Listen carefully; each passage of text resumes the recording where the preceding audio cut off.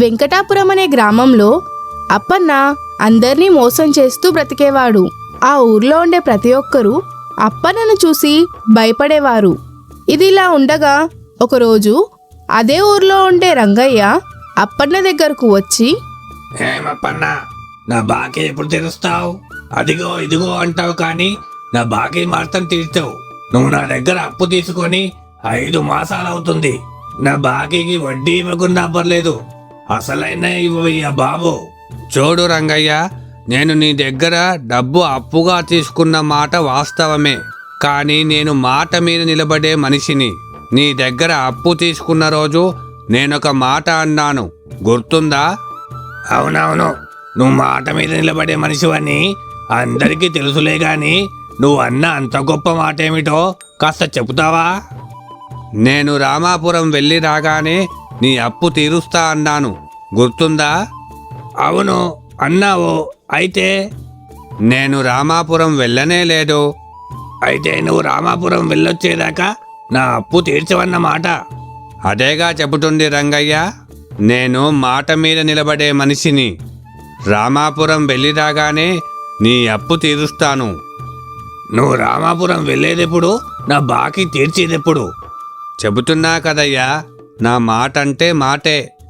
అయితే నువ్వు బ్రతికుండగా రామాపురం వెళ్ళవన్నమాట. నా మాట అంటే మాటే.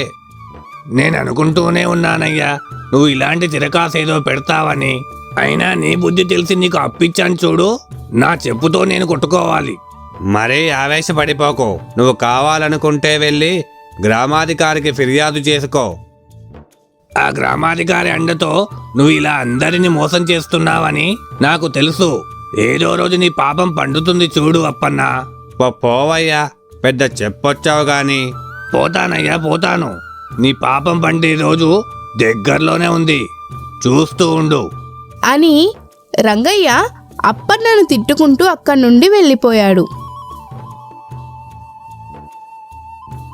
ఆ తర్వాత కొన్ని రోజులకు అప్పన్న తన పొలం దగ్గరికి వెళ్తూ ఉండగా తన పక్క పొలంలో ఉన్న రాజయ్య దిగాలుగా కూర్చోవడం చూసి అప్పన్న రాజయ్య దగ్గరకు వెళ్ళాడు. ఏం రాజయ్య మామ, ఏంటి దిగాలుగా కూర్చున్నావు? అప్పన్నా, రా ఇలా కూర్చో. కూర్చుంటాలే కాని ఏమైంది రాజయ్య మామ? ఏదో పోగొట్టుకున్నవాడిలా అలా కూర్చున్నావు. ఏం చెప్పమంటావు అప్పన్నా, ఆ వానదేవుడు నా మీద పగబట్టినట్టున్నాడు. నా పొలం చూడు ఇలా బీడుబారిపోయిందో. వానలు పడతాయి కదా అని అప్పు చేసి మరీ పత్తి విత్తనాలు చల్లాను. అప్పట్నుండి ఒక్క వాన పడలేదు. నీళ్లు లేక విత్తనాలు అన్నీ ఎలా ఎండిపోయాయో చూడు. ఇక తీసుకున్న అప్పు తీర్చలేకపోతే చావడం తప్ప నాకు వేరే దారి లేదు. ఏంటి రాజయ్య మామ, నువ్వేనా ఇలా మాట్లాడుతున్నది? సరే, నీ సమస్యకు పరిష్కారం నేను చెబుతాను, మరి నువ్వు చేస్తావా? నా సమస్య తీరుతుందంటే నేను ఏమి చేయడానికైనా సిద్ధం. అయితే నేను నా బావిని నీకు అమ్ముతాను, కొనుక్కుంటావా? అప్పన్నా, నువ్వు మాట్లాడేది నిజమేనా? అయినా నీ బావిని నాకు అమ్మితే నువ్వు వ్యవసాయం ఎలా చేస్తావు? అదంతా నీకెందుకు మామా, నేను అమ్ముతాను, నువ్వు కొనుక్కుంటావా లేదా? తప్పకుండా కొనుక్కుంటాను. ఇంతకీ నీ బావికి ఎంతిమ్మంటావు? వేరే వాళ్ళకైతే నా బావిని 50,000కు అమ్మేవాడిని, కానీ నువ్వు కష్టాల్లో ఉన్నావు, పైగా మా రాజయ్య మామవి, కాబట్టి నీకు 25,000కే అమ్ముతాను మామా. అప్పన్నా, నాకు సాయం చేసి నువ్వు నష్టపోవడం నాకెంత మాత్రం ఇష్టం లేదు. నా ఇల్లు తాకట్టు పెట్టైనా సరే నీకు 50,000 ఇస్తాను. రేపే పత్రం రాసుకొనిరా. సరే రాజయ్య మామ, నేను రేపు పత్రం రాసి తీసుకొని వస్తాను. ఇక నువ్వు బెంగపడకుండా సంతోషంగా ఇంటికి వెళ్ళు అని అప్పన్న అక్కడి నుండి వెళ్ళిపోయాడు. అప్పన్న వెళ్ళగానే రాజయ్య కూడా సంతోషంగా ఇంటికి వెళ్ళిపోయాడు. ఇంటికి వెళ్ళిన రాజయ్య తన భార్య రంగమ్మతో జరిగిందంతా చెప్పాడు. అది విన్న రంగమ్మ, ఏంటండి మీరనేది? ఆ అప్పన్న దగ్గర బావి కొంటారా? అసలే ఆ అప్పన్న పెద్ద మోసగాడు. వాడి మాటలు మీరెలా నమ్మారండి? దీంట్లేదో తిరకాసు ఉంది. మీరు ఆ బావి కొనకపోవడమే మంచిదేమో. బావి విషయంలో ఏం మోసం చేస్తాడు? అయినా నేను పత్రం మీద అన్నీ వివరంగా చదివిన తర్వాతే ఆ బావిని కొంటాను. ఏమోనయ్యా, నా మనసైతే కీడు శంకిస్తుంది. నేను చెప్పేది నేను చెప్పాను, ఇక నీ ఇష్టం. నువ్వేం భయపడకు. ఆ బావిని కొని ఆ నీటితో మనం పంటలు బ్రహ్మాండంగా పండించొచ్చు. దాంతో మన అప్పులన్నీ తీరిపోతాయి. అయినా ఆ అప్పన్న నా బాధ చూడలేక తన బావిని నాకు అమ్ముతానన్నాడు. సరేనయ్యా, నీ ఇష్టం. ఆ మరుసటి రోజు అప్పన్న రాజయ్య దగ్గర డబ్బు తీసుకుని బావి అమ్ముతున్నట్టు పత్రం ఇచ్చాడు.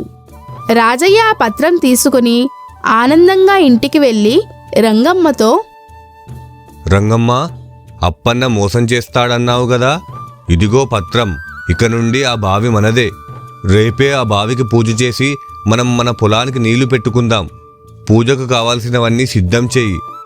ఆ మరుసటి రోజు ఉదయాన్నే రాజయ్య రంగమ్మ ఇద్దరూ కలిసి వాళ్ళ పొలం దగ్గరికి వెళ్ళి వాళ్ళు అప్పన్న దగ్గర కొన్న బావికి పూజ చేస్తూ ఉన్నారు. కాసేపటికి అక్కడికి అప్పన్న వచ్చాడు. ఏం రాజయ్య మామ, ఏదో పూజ చేస్తున్నారు? అప్పన్న, వచ్చావా? నేనే నీకు కబురు పెడదామనుకుంటున్నాను. ఇంతలో నువ్వే వచ్చావు. అది సరే గాని రాజయ్య మామ, ఈ పూజా పునస్కారాలేమిటి? అసలు సంగతి ఏంటి? ఏం లేదురా అల్లుడు, నీ దగ్గర కొన్న బావికి పూజ చేసి మన పొలానికి నీళ్లు పెడదామని అనుకుంటున్నాను. మంచిదే కాని ఇంతకీ ఈ బావిలో నీళ్లు ఎవరివి? ఏంటిరా అప్పన్న, నిన్ననే కదా నీ దగ్గర బావి కొన్నాను.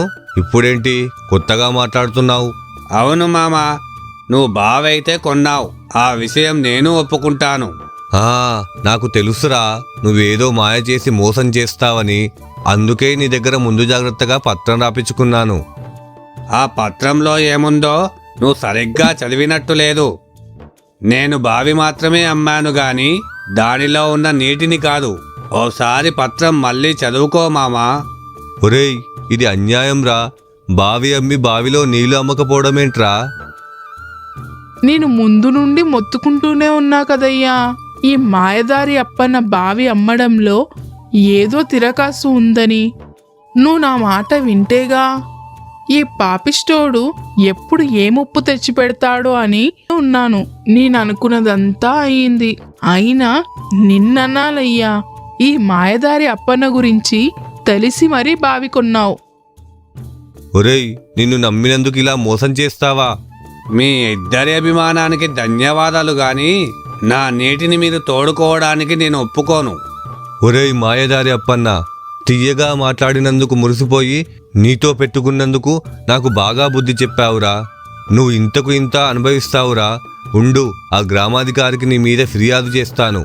ఓసాస్, మీరిద్దరూ కలిసి నన్ను నిందించింది చాలు గాని ఏదో గ్రామాధికారి దగ్గరికి వెళ్ళి ఫిర్యాదు చేస్తానన్నారు కదా, వెళ్ళి చెయ్యండి. సంగతేంటో అక్కడే తేలిపోతుంది. అట్టాగేరా, నీ ముచ్చట నేనెందుకు కాదనాలి? నీ సంగతేంటో అక్కడే తేల్చుకుందాం. పదవే రంగమ్మ, గ్రామాధికారి దగ్గరికి వెళ్దాం అని వాళ్ళిద్దరూ కలిసి, గ్రామాధికారి కూడా అప్పన్న మనిషే అని తెలియక అప్పన్నపై ఫిర్యాదు చేశారు. ఆ గ్రామాధికారి మరుసటి రోజు ఉదయాన్నే అప్పన్నను పిలిపించి జరిగిందంతా తెలుసుకొని అప్పన్న వైపే న్యాయం ఉందని, అనవసరంగా అప్పన్నపై నిందలు మోపినందుకు వాళ్లకు 200 రూపాయలు జరిమానా కూడా విధించాడు. దాంతో వాళ్ళిద్దరూ బాధపడుతూ ఇంటికి వెళ్ళిపోయారు. ఇంట్లో దిగాలుగా కూర్చున్న రంగమ్మతో రాజయ్య, బాధపడుతున్నావా రంగమ్మ? లేదయ్యా, ధర్మం 4 పాదాల మీద నడుస్తున్నందుకు ఆనందంగా ఉంది. ఆ గ్రామాధికారి కూడా వాడి మనిషే అని, ఆ అప్పన్నగాడు పడేసే లంచం తిని వాడి మాటే చెప్పే నికృష్టుడని ఊహించలేకపోయాను అని వాళ్ళిద్దరూ బాధపడుతూ ఉండగా అక్కడికి గోవిందుడు వచ్చాడు. రాజయ్య మామ, అత్తెందుకు అంత దిగాలుగా కూర్చుంది? జరిగింది నీదాకా రాలేదా గోవిందు? వచ్చింది మామ, వచ్చింది. ఆ విషయం తెలుసుకుని మీ సమస్యకు పరిష్కారం చెబుదామని ఇలా వచ్చాను. నేను చెప్పినట్టు చేస్తే మీ సమస్య పరిష్కారం అవుతుంది. అలాగే ఆ అప్పన్నగాడి ఆట కట్టించవచ్చు. ఏమంటావు రాజయ్య మామ? అదేదో చెప్పి పుణ్యం కట్టుకో గోవిందు. నా డబ్బులు పోయినా పర్లేదు, కానీ ఆ అప్పన్న లాంటి నీచుడు మోసగాడు తప్పించుకోకూడదు. రాజయ్య మామ, నీకు మర్యాద రామన్న గారు తెలుసు కదా? ఆయన తెలియని వారు ఎవరుంటారు గోవిందు? న్యాయం చెప్పడంలో ఆయనను మించిన వారు లేరు. ఇంతకీ ఆయన గురించి ఎందుకు అడుగుతున్నావు? ఆ విషయానికే వస్తున్నా. ఆ మర్యాద రామన్న గారు దేశాటన చేస్తూ మన ఊరికి వచ్చారు. మీరు జరిగిందంతా ఆయనకు చెప్పండి, మిగిలిందంతా ఆయనే చూసుకుంటారు. ఆ మరుసటి రోజు ఉదయాన్నే రాజయ్య రంగమ్మ దంపతులు కలిసి మర్యాద రామన్న దగ్గరికి వెళ్ళి జరిగిందంతా రామన్నకు వివరించారు. వాళ్ళ మాటలు విన్న రామన్న గ్రామాధికారిని అప్పన్నను పిలిపించాడు. అప్పన్న అంటే నువ్వేనా? అవునండి రామన్న గారు. ఇంతకు నన్నెందుకు పిలిపించారండి? అక్కడికే వస్తున్నా. నువ్వు ఈ రాజయ్యకు నీ బావిని అమ్మావా లేదా? ఆ బావి అమ్మిన మాట నిజమే, కానీ ఆ బావిలో నీటిని మాత్రం అమ్మలేదు. కాబట్టి ఈ రాజయ్య మామకు ఆ బావిలో నీరు వాడుకునే హక్కు లేదు. ఏమంటారు గ్రామాధికారి గారు? అయ్యా రామన్న గారు, అప్పన్న చెప్పిన దాంట్లో న్యాయం ఉంది. పిల్లికి ఎలుక సాక్ష్యం అంటే ఇదేనేమో. అది సరే గాని అప్పన్న, ఆ బావి ఎవరికి చెందుతుంది? బావి అయితే రాజయ్య మామకే చెందుతుంది, కానీ దాంట్లో నీళ్లు మాత్రం నావే. అయితే నీ నీళ్లు రాజయ్య బావిలో ఎందుకున్నాయి? నీ నీళ్లు నువ్వు తోడుకొని వెళ్ళు. ఇన్ని రోజులు నీ నీళ్లు రాజయ్య బావిలో దాచుకున్నందుకు నువ్వే 1,00,000 రూపాయలు రాజయ్యకు చెల్లించాలి. అదీగాక నువ్వు రాజయ్య బావి నుండి నీటిని పూర్తిగా తోడుకునే వరకు రోజుకు 1,000 రూపాయలు రాజయ్యకు చెల్లించాలి. ఈ తీర్పు ఎలా ఉంది గ్రామాధికారి గారు? తెలివిని ఒక్కడి సొత్తే అనుకున్నావా అప్పన్న? నన్ను క్షమించండి రామన్న గారు. నా అతి తెలివితో ఇన్నాళ్ళు అందరినీ మోసం చేశాను. నాకు బుద్ధి వచ్చింది. మీరన్నట్టు రాజయ్య మామకు 1,00,000 రూపాయలు ఇచ్చేస్తాను. అదీగాక ఆ బావిని నీటితో సహా రాజయ్య మామకే తిరిగిచ్చేస్తాను. నన్ను మన్నించండి. అయ్యా రామన్న గారు, ఈ అప్పన్నతో చేరి చేయకూడని పనులన్నీ చేశాను. ఇంకెప్పుడు ఇలాంటి పొరపాట్లు చెయ్యను. మీరు దయించి నన్ను క్షమించాలి. చాలించండి మీ నాటకాలు. అప్పన్న లాంటి మోసగాడికి సహకరించినందుకు నిన్ను గ్రామాధికారి పదవి నుండి తొలగిస్తున్నాను. అంతేకాక అందరినీ మోసం చేసిన ఈ అప్పన్నకు నీకు 6 నెలల కఠిన కారాగార శిక్ష విధిస్తున్నాను. మర్యాద రామన్న గారు ఇచ్చిన తీర్పుతో రాజయ్య రంగమ్మ దంపతులు సంతోషంగా ఇంటికి వెళ్ళిపోయారు. ఈ కథ మీకు నచ్చినట్లయితే లైక్ చేయండి, షేర్ చేయండి. ఇలాంటి మంచి మంచి కథలు ఇంకా చూడటానికి మా ఛానల్ని సబ్స్క్రైబ్ చేసుకోండి. మేము కథలు పెట్టగానే మీకు నోటిఫికేషన్ రావడం కోసం పక్కనే ఉన్న గంటను కొట్టండి. Thank you. Bye bye.